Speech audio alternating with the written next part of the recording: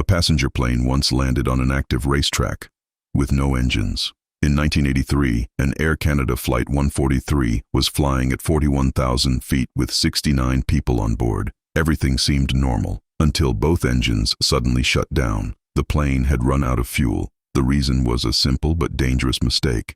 At the time, Canada was switching from the imperial system to the metric system. Fuel for the aircraft had to be measured in kilograms instead of pounds. But during refueling, the wrong conversion was used. Instead of loading the correct amount of fuel, the aircraft was given less than half of what it needed. No one realized the error until the engines stopped mid-flight.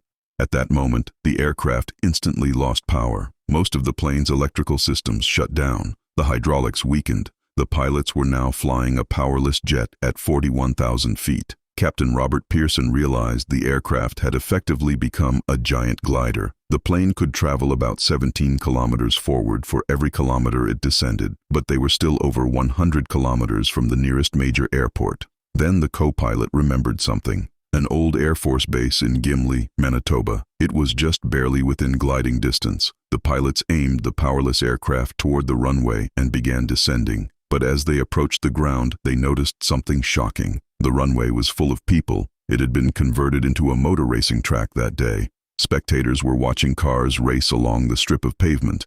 With no engines and very little control, the pilots had only one chance to land. Captain Pearson used a difficult maneuver called a forward slip to slow the aircraft and line it up with the runway. The huge jet touched down on the racetrack and rolled toward the crowd, but somehow it stopped just meters away. Amazingly, all 69 people on board survived. The aircraft became known as the Gimli Glider, one of the most incredible emergency landings in aviation history.